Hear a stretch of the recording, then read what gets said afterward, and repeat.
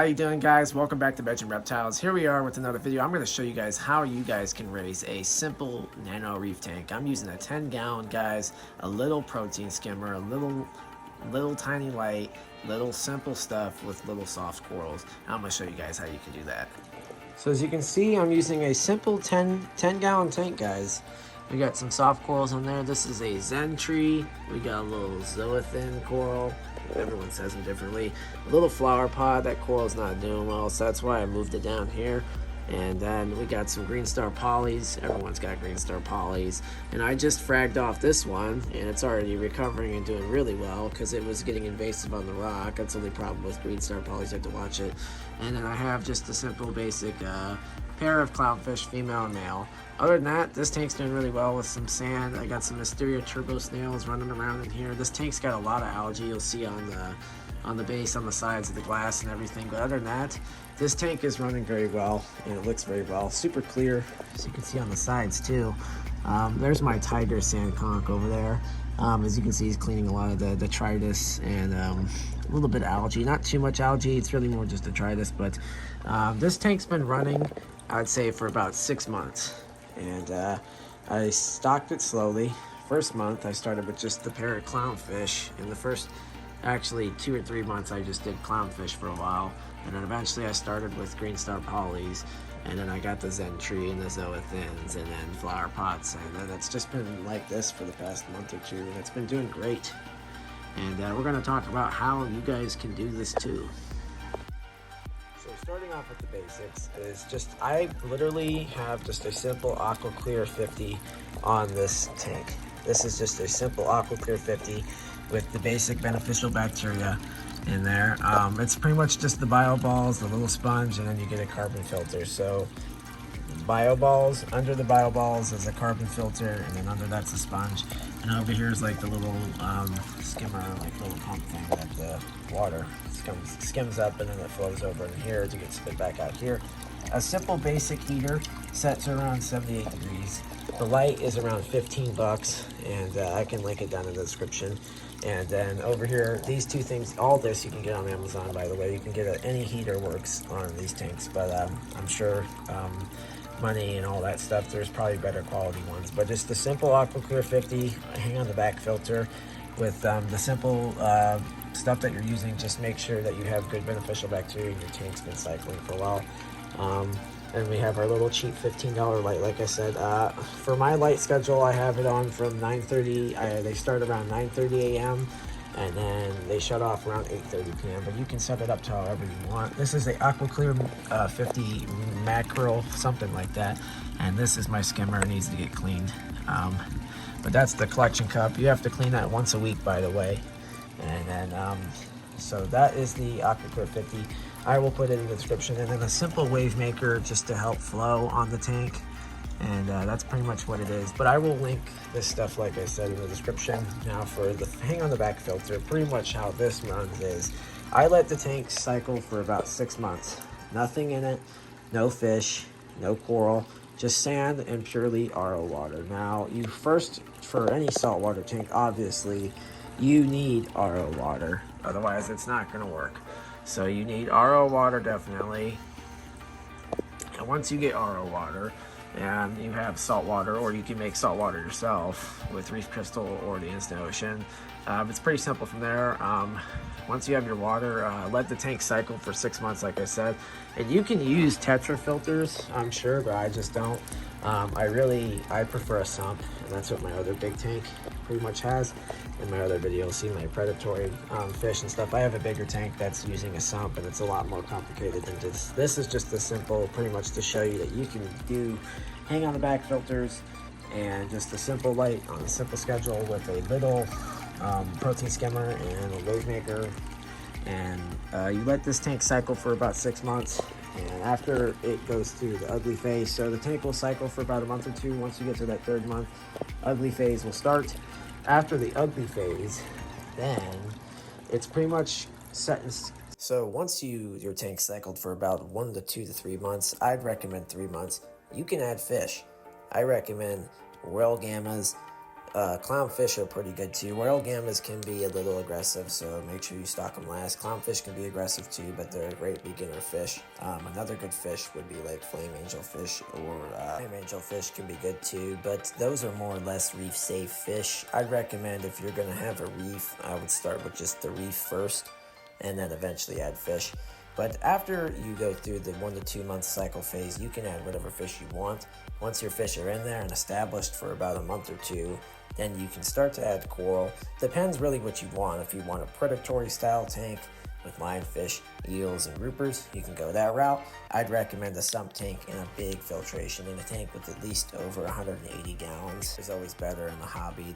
Definitely with bigger tanks. If you're wanting to go the predatory route with the bigger fish, I'd recommend bigger tanks, definitely 300 gallons and plus, because more oxygen, more beneficial bacteria, and I wouldn't say less likely on cleaning. It's definitely going to be more cleaning depending on what you have in there.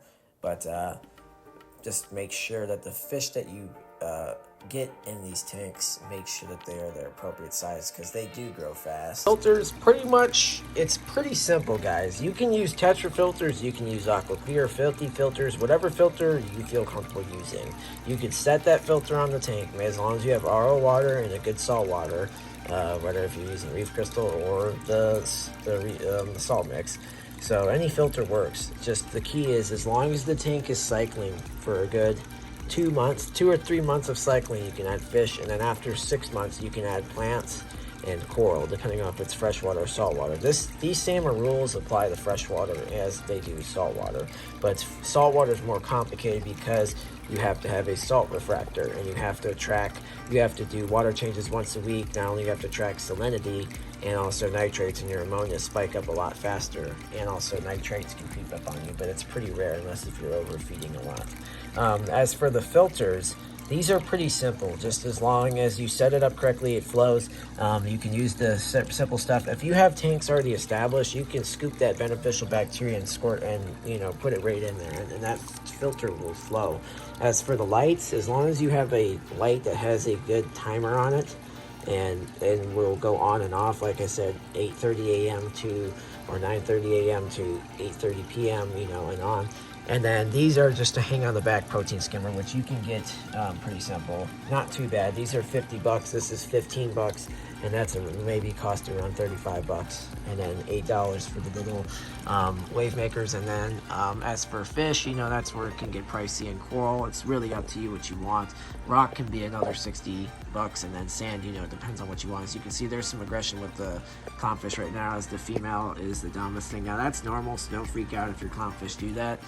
It's just part of them kind of protecting the reef. As you can see, the tank looks good though, as long as you let it cycle. Now you will see some detritus in a lot of that stuff. Try not to wipe too much of it. I wipe a little bit of it so I can see in here, like, and how my coral's doing and stuff, so I wiped it also for the video. But if you can, try not to wipe too much of it, because that's all beneficial bacteria. And the one key thing to the filters is, a lot of people, when they clean out these filters, the only time I clean out my filter, I clean this filter about once a month, and that's because it has so much beneficial bacteria that held in that filter that it wipes all the nutrients and all the good stuff in the water that this filter catches. I just wiped it all away. So my suggestion is, if you're using hang on the back filters, have a separate container and clean the filter in tank water. So take a container and then take all your nutrients and beneficial bacteria stuff, whatever you're using that holds your bacteria. So take all this out, put it in a separate container with tank water, and allow all that to sit in your tank water, and then rinse the plastic stuff, like all this plastic stuff, take it out, rinse it in the sink, and dry it really good after. So rinse the plastic stuff in hot water and dry it really good. Then you can rinse a little bit of this stuff. Don't rinse the bio balls, let those sit in tank water, but you can rinse the carbon filter in a little bit on the sponge. And then after that, put the filter back on, and then same thing for the hang on the back. I just clean this out, but after I rinse it out really good, I like to wipe it really good, because I don't want any of that nasty tap water in there. And then as for the wave maker, same thing. You can slide this off. A lot of stuff when detritus will get caught in there, as you can see, like that's for an example. Over time, stuff will build up in that wave maker, and you'll have to take that out and rinse that in RO water too. and then you can plop that right back on there and plug it in, and everything will do good.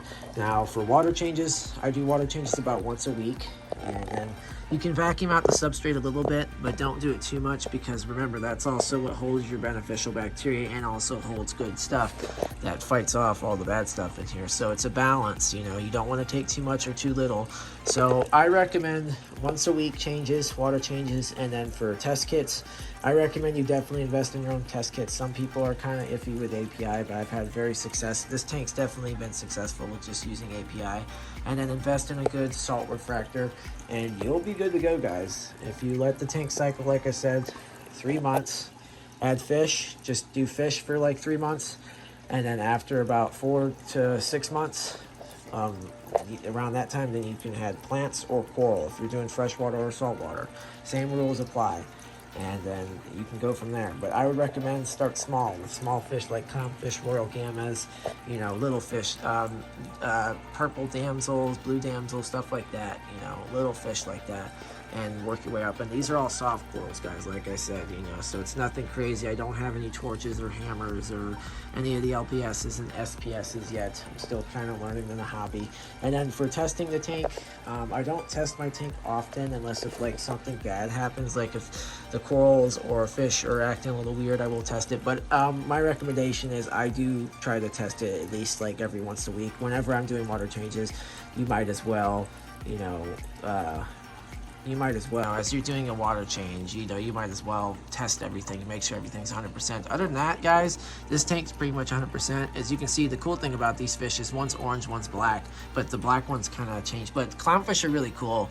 You know, if you were to ever breed those and stuff, those are really cool fish to get into the hobby and stuff. And they're a big part of the reason why I got into the hobby, and also just a reef. But don't forget to drop a like and subscribe. Another pro tip. So here's the big reason why people fail in the salt hobby. Not only is it that you have to have your salt refractor, this is how you track your salinity. This is how you know your gravity of the specific gravity in the water of the salinity, like the salt in the water. If you have 0026 to 0023, that's where your salinity needs to be, around these ranges. Now the problem is people don't recalibrate these correctly. So there's a screw that you get, and you have to pop this off, and it comes off like that. And long story short, this you have to turn very slow, but you don't always have to do this. There's an easier way you can recalibrate with just using RO water. You open up the flap, and then you drop as much RO water as you can onto this, and then eventually close it, and then let this stand for here for about a minute, and it will recalibrate. And then you pick it back up and look into the light. After you look into the light, you will see where your water's at, the level, and it needs to be between 0020 and 0030, but you're not trying to get in there. That's where you need to be. You need to be in that range, because it's 0026 to 0023. That's where you can have fish and coral. That's like the best ranges where you can have. You can probably get away with 0020, but I would recommend at least 223 for fish. 0023. But so what I recommend with these cups is mark one of them for salt, 1 cup salt, and 1 for RO water, and have droplets. Use a separate droplet. Use brand new droplets if you have to. Have a separate droplet, separate one for RO, separate one for salinity, and you'll be golden, and you'll never have issues. And use your phone. So recalibrate it. Before I test my salt water, I always I will recalibrate my with RO water. So I take a drop of RO water, and I'll drop the RO water onto the refractor. So the RO water will go on the refractor. I'll let it sit for a minute. After that, then I will wipe it off with a good towel or a soft cloth. After that, then you can drop the salt water on for a minute, let it sit again, and then you can look into the light, and that's how you can track your salinity. And then wipe it with always a good clean like towel or soft rag, because it's damaging on the lenses. But that's how you use a refractor. And this is another good tip on how to keep your RO water separate from your salt water, and how you can actually track the salinity. As for testing water kits, this is another thing I recommend. Now, some people are iffy with API. Me, I love it. It does fine. Definitely recommend a Reef Master kit, because you're definitely going to be testing calcium. The biggest things in a reef tank are calcium and also the phosphate. Not only nitrates and calcium, and also phosphates. But another thing that they don't test in this tank is magnesium and also alkalinity. So it's really calcium, alkalinity, and magnesium. Those are the two things that you really have to test. And those, I have to go to the store to get those tested, but it's very rare that something's on and off, but these are nice to have if you are in a pinch. And also you can use a freshwater kit. I have a freshwater kit. I use the freshwater kit on my saltwater tanks and it does just fine. So I can use freshwater on freshwater, and I can also use freshwater kit on saltwater and a reef tank, and it'll do just fine. Well, not a reef tank's different, but I'm just saying you can use a freshwater kit on a saltwater tank and it'll do just fine. But for reefs, you definitely need the reef one. But these are two kits I definitely highly recommend, plus a saltwater refractor, and you'll be golden.